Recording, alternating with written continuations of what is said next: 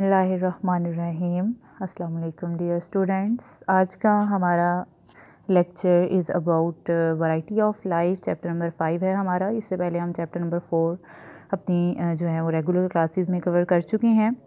So variety of life mean कि हमारे पास कितनी इक़साम की ज़िंदगी जो है वो मौजूद है, या हमें ज़मीन के ऊपर कितनी इक़साम की जो है वो ज़िंदगी देखने को मिलती है, उसे हम वैरायटी ऑफ लाइफ कहते हैं। So over 1.5 million species of animal and 1/2 million species of plants are known. देखिए, अल्लाह ताला ने जो डाइवर्सिटी बनाई है ना किसी भी चीज़ की, जिसे हम वैरायटी कहते हैं, बहुत डाइवर्स है। उसमें बहुत ज़्यादा हमें इक़साम वैराइटीज़ नज़र आती हैं। अब उनमें से अगर हम देखें तो एनिमल्स की 1/2 मिलियन यानी 1.5 मिलियन स्पीशीज़ ऐसी हैं जिनका हमें नॉलेज है, जिन्हें हमने देखा है, ऑब्ज़र्व किया है, या जिनकी हमने क्लासिफिकेशन कर दी है, जिनका हमें पता है कि ये एनिमल्स दुनिया के अंदर वजूद में मौजूद हैं। और इसी तरह 1/2 मिलियन स्पीशीज़ प्लांट्स की ऐसी हैं जो ज़मीन के ऊपर मौजूद हैं। अब बात ये होती है कि जब आपके पास कलेक्शन किसी भी चीज़ की बहुत ज़्यादा हो जाती है तो फिर आप उसको संभालना बहुत मुश्किल हो जाता है। लाइक अगर आप अपने कॉलेज की एग्ज़ाम्पल लें तो कॉलेज के अंदर आपके पास अगर 900, 800 या 600 एडमिशन हुआ है तो आप उन सारे बच्चों को एक ही क्लास के अंदर रख कर जो है वो एजुकेशन नहीं दे सकते। फिर हमें क्या करना होता है, हमें डिफरेंट ग्रुप्स बनाने होते हैं। ग्रुप्स हम बनाते हैं उनकी सिमिलैरिटीज़ की बेस के ऊपर। ठीक है, सिमिलैरिटीज़ क्या हैं कि अब हर वो स्टूडेंट जिसने एफएससी में एडमिशन लिया है, प्री मेडिकल में या प्री इंजीनियरिंग में, हम उनको एक ग्रुप के अंदर क्लासीफाई कर देते हैं। इसी तरह जिन्होंने कंप्यूटर पढ़ना होता है उनको हम आईसीएस में जो है वो ग्रुपिंग कर देते हैं। जिन्होंने सिंपल सब्जेक्ट्स पढ़ने होते हैं उनको हम आर्ट्स में यानी कि एफए में जो हैं वो हम उनको क्लासीफाई कर देते हैं। So same is the case with the diversity of plants और डाइवर्सिटी ऑफ एनिमल्स। चूँकि एनिमल्स भी बहुत ज़्यादा हैं, प्लांट्स भी बहुत ज़्यादा हैं, सो जब कलेक्शन बहुत ज़्यादा है तो इट मीन्स कि ये कोई इतना आसान काम नहीं है कि हम इतनी बड़ी कलेक्शन को सिंपली क्या कर सकें, स्टडी कर सकें। सो इसके लिए हम क्या करते होते हैं, इसके लिए हम जो हैं वो एक रीज़नेबल वे में ऑर्गेनिज़म्स को क्लासीफाई करते हैं। अब क्लासिफिकेशन बहुत तरह से हो सकती है, यानी सिंपली फॉर एग्जांपल जो आपकी बुक पर गिवन है वो कह रहे हैं कि अगर आप फ्लावरिंग प्लांट्स को क्लासिफाई करना चाहते हैं तो आप कहते हैं हम उनको उनके कलर की बेस के ऊपर, यानी अगर सारे रेड कलर के फ्लावर हैं तो उनको एक ही ग्रुप में रख दें। अगर उन सारे प्लांट्स की जिनकी हाइट सेम आ रही है उनको एक ही ग्रुप में रख दें, या किसी और करेक्टर के ऊपर जो है वो हम इनको क्लासीफाई कर सकते हैं। लेकिन ये जो क्लासिफिकेशन है ये मीनिंगफुल नहीं है, या हमें कोई इन्फॉर्मेशन नहीं दे रही है। यानी किसी चीज़ का कलर, किसी चीज़ की हाइट, उसका कोई जो है वो करैक्टर नहीं होता, कोई उसकी क्वालिटी नहीं होती, कोई इन्फॉर्मेशन नहीं होती। ठीक है, सो हम जो इन्फॉर्मेशन या जिस बेस के ऊपर क्लासिफिकेशन फिर जाते हैं क्लासिफिकेशन की तरफ, वो हम इंडिविजुअल्स की सिमिलैरिटीज़ और डिफरेंसेस की बेस के ऊपर जाते हैं। और जितने भी ऑर्गेनिज़म्स हैं वो रिलेटेड होती है to one and other at some point of evolutionary histories.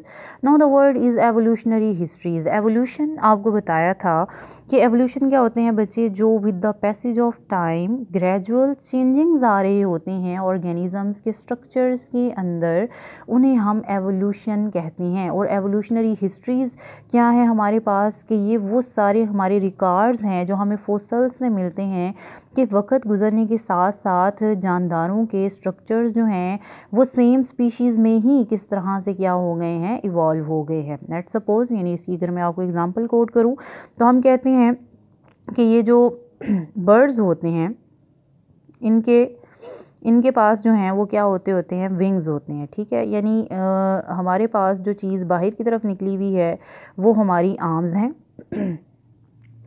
Birds के पास वही आर्म यानी वही 4 लिम्स, यानी 4 लिम्स हमारे अंदर वो स्केलेटन, वो बोन्स हैं जो हमारी आर्म्स बना रही हैं। और बर्ड्स के अंदर वही 4 लिम्स जो हैं वो क्या बना रही होती हैं, विंग्स बना रही होती हैं।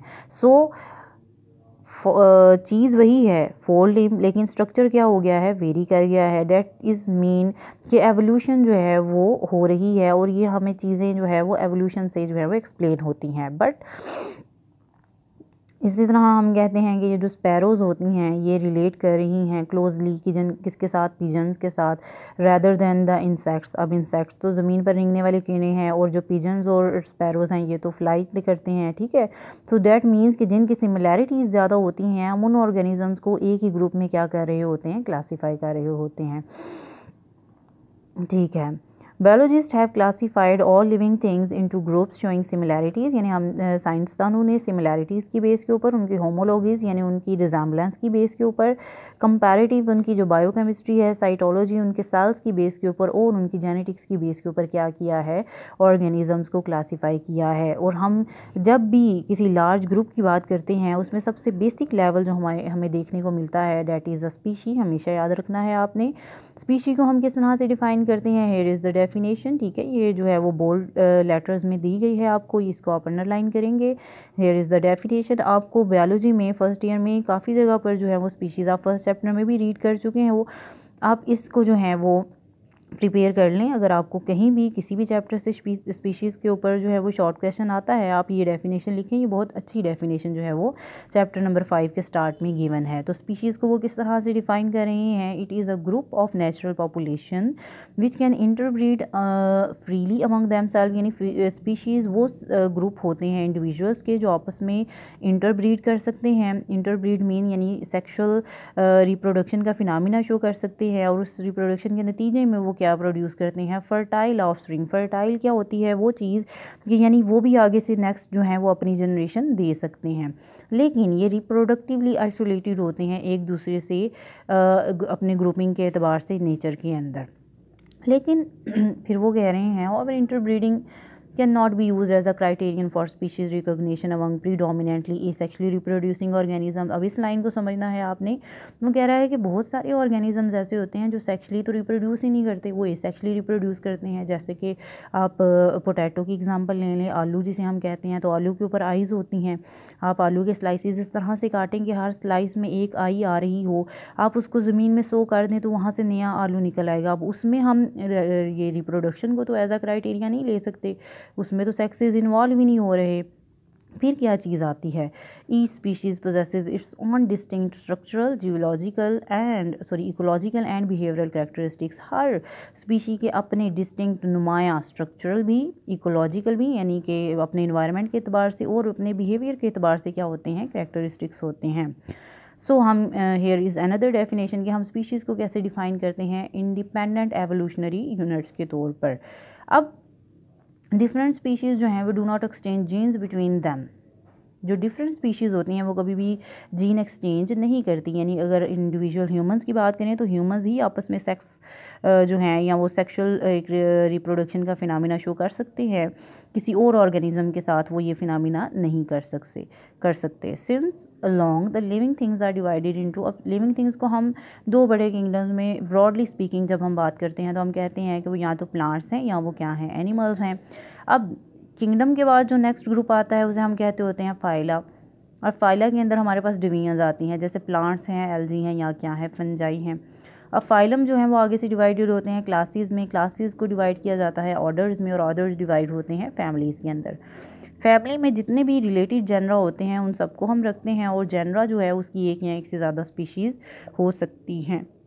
अब स्पीशी क्या है, ये बेसिक यूनिट है क्लासिफिकेशन का। आपने एक ही पेज के ऊपर जो है वो 3 डेफिनेशंस देख ली हैं स्पीशीज़ की, एक जो बोल्ड लेटर में थी, एक यहाँ पर आपने पढ़ी कि ये क्या है, इंडिपेंडेंट एवोल्यूशनरी यूनिट्स हैं। देन आपने अभी जो बात की वो आपने कहा कि स्पीशीज़ जो होती हैं वो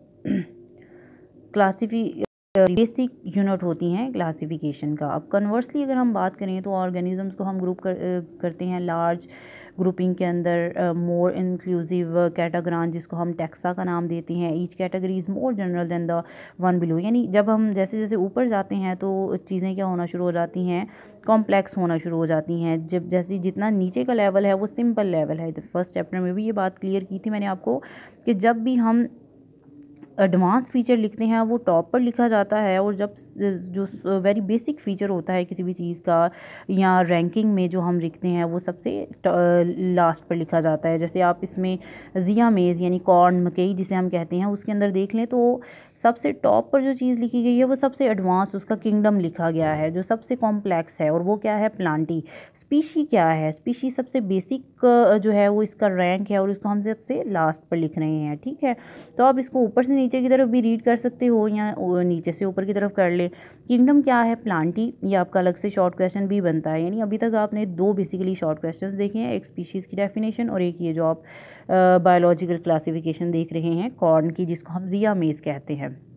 सो किंगडम क्या है, प्लांटी। फाइलम यानी कि डिवीजन क्या है, एंथोफाइटा, और ये ट्रैक्योफाइटा फाइलम से बिलोंग करते हैं। क्लास है एंजियोस्पर्मी।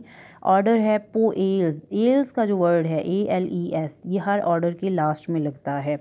उसके बाद है फैमिली, दैट इज़ पोएसी, और AC का जो वर्ड है ACEAE, ये हर फैमिली के लास्ट में लगना है, याद रखें। जीनस है जिया, और स्पीशी क्या है इसकी, मेज़। तो ये आपको जो है वो जिया मेज़ की उन्होंने सिंपल सी क्लासिफिकेशन जो है वो दे दी है, जो आपका शॉर्ट क्वेश्चन है।